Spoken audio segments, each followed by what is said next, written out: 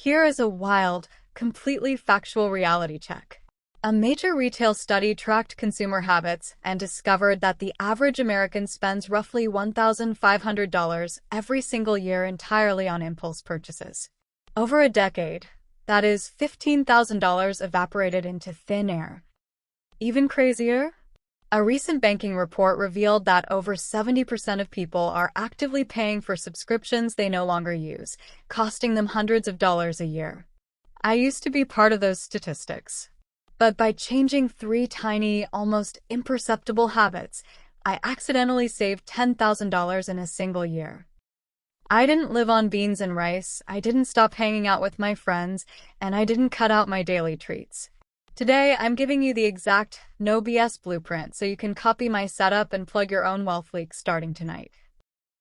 Let's start with the biggest silent killer of your bank account: the digital impulse buy. We live in an era of one-click ordering. Tech companies literally spend millions of dollars studying behavioral psychology just to make the distance between your brain wanting an item and your credit card paying for it as short as humanly possible. When you see a cute outfit on TikTok or a cool gadget on Amazon, your brain releases a massive spike of dopamine. The trap is that retail apps exploit this by making checkout take literally 2 seconds.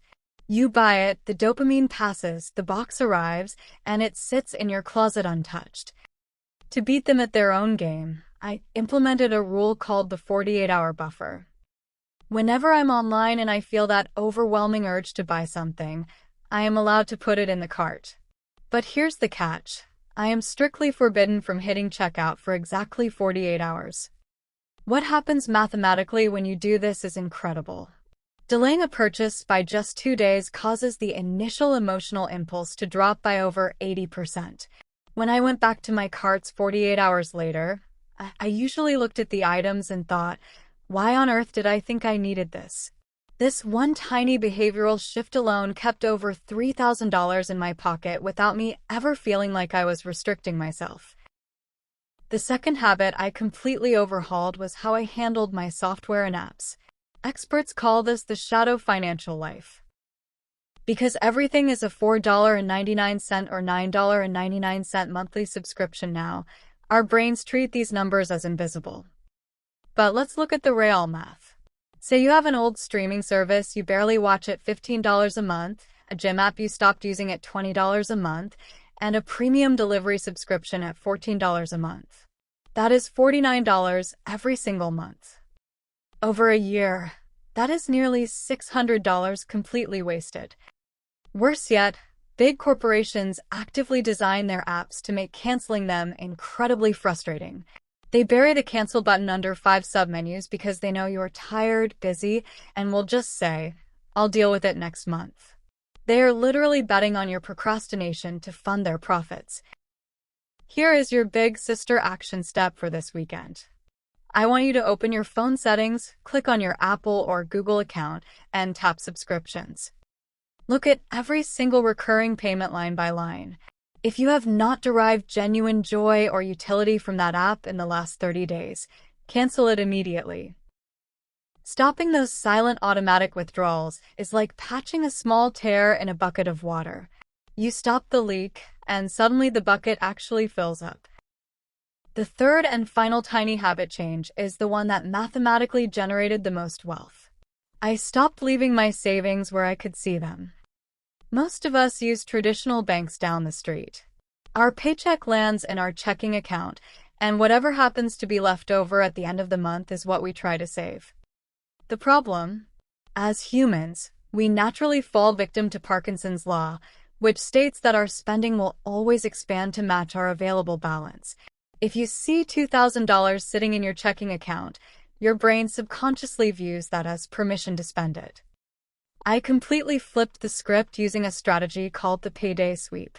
I opened a separate account at a modern online institution that offers a high-yield savings account, or HYSA. An HYSA is exactly like a normal savings account, except instead of paying a tiny 0.01% interest like the legacy brick-and-mortar banks, they pay current market rates around 4% or higher, backed by the FDIC. Then, I set up an automated transfer in my banking app. The exact morning my direct deposit hits my checking account, a fixed percentage of that check is instantly swept out of that bank and into my high-yield account before I ever even log in to look at it. Because that money is gone before I can see it, my brain adjusts to the remaining balance. You aren't working harder. You're just changing where your cash sleeps at night. Now, let's look at the actual math. $10,000 feels like a massive, intimidating wall of money.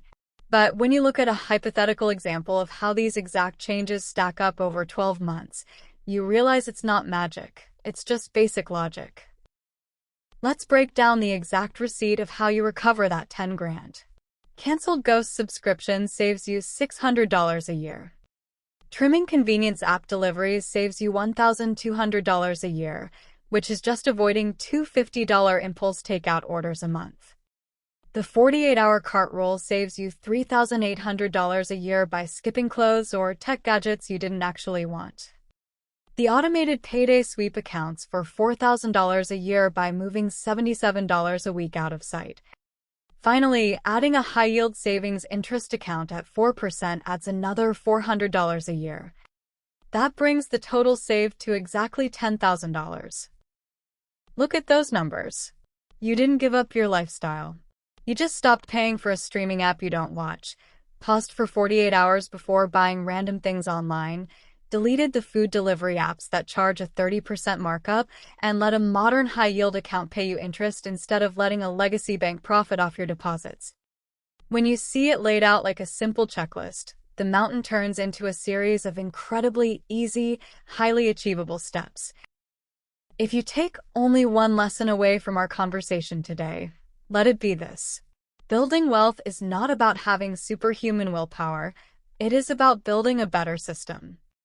The personal finance industry loves to make you feel guilty. They want you to feel bad about buying a latte or enjoying a dinner out with your friends. But the truth is, trying to rely on pure willpower to save money while being bombarded by multi-billion-dollar advertising algorithms is a losing game by design. When you implement the 48-hour cart buffer, cancel your app leaks, and automate your Payday sweep, you take the decision-making out of your hands. You remove the friction. You make saving the default setting of your life, rather than a daily chore you have to suffer through. $10,000 sounds like a massive mountain to climb when you're standing at the bottom looking up. But as we just saw in our breakdown, a mountain is just a collection of tiny daily pebbles. These 3 small, low-effort changes are your pebbles. Copy this blueprint tonight. If this made sense to you and you want real, fluff-free math without the lectures every single week, hit that subscribe button. Drop a comment below letting me know which habit you're setting up first. And let me know which money hacks you want me to talk about next. Let's get your money moving. This is your finance sister. I'll see you in the next one.